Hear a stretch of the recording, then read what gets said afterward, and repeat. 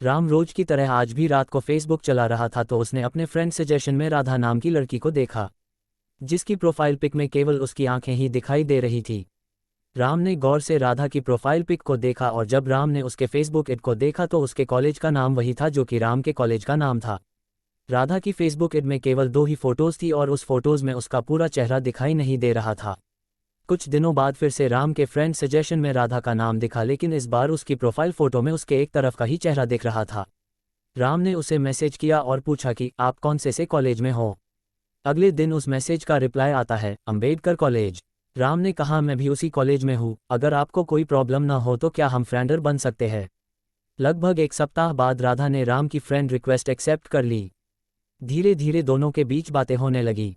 समय बीतता गया और दोनों की फ्रेंडशिप काफ़ी अच्छी होती गई। राम अब रोज राधा से बातें करता। ऐसा लगता था कि मानो राधा से बातें करना राम के जिंदगी का एक हिस्सा बन गया हो।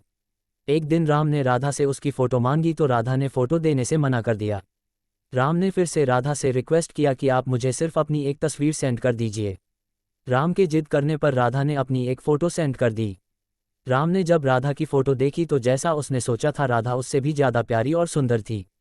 राम अब रोज उस तस्वीर को देखता। राम को अब ये महसूस होने लगा था कि उसे राधा से प्यार होने लगा है। राम ने एक दिन राधा को मिलने के लिए कहा। राधा भी राम से एक बार मिलना चाहती थी तो वह मिलने के लिए तैयार हो गई। अगले दिन दोनों एक शॉपिंग मॉल में मिलते हैं और दोनों एक दूसरे को सामने देखकर बहुत खुश थे। राम ने राधा को कॉफ़ी पीने के लिए पूछा।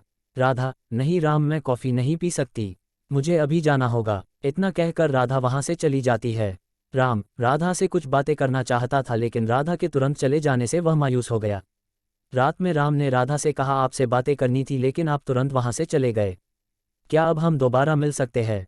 राधा भी सोचने लगी कि मुझे वहाँ से तुरंत नहीं आना चाहिए था और राधा दूसरी बार मिलने के लिए मान गई। राम ने राधा से एक पार्क में मिलने को कहा। अगले दिन जब मिलने का समय आता है उस दिन राम बहुत खुश था। वह मन ही मन सोचता है कि आज अपने दिल की बात राधा से कह दूंगा। दोनों पार्क मिलते हैं। राधा वाइट कलर की शूट में आज बहुत ही सुंदर दिख रही थी। राम ने उसकी तारीफ करते हुए कहा कि आप बहुत प्यारी लग रही हो, ये शूट आप पर काफ़ी अच्छा लग रहा है। दोनों लगभग 1 घंटे तक एक दूसरे से बातें करते हैं। अंत में राम एक गिफ्ट राधा को देता है और कहता है कि आप इस गिफ्ट को घर पे जाके खोलना। राधा अपने घर पहुंचकर उस गिफ्ट को खोलती है तो उस गिफ्ट में एक लेटर और एक ब्रेसलेट रहता है। राधा उस लेटर को पढ़ती है और थोड़ी भावुक हो जाती है। उस लेटर में लिखा था, राधा आप मेरी जिंदगी में एक अजनबी की तरह आई और हमारी फेसबुक की मुलाकात दोस्ती में बदल गई।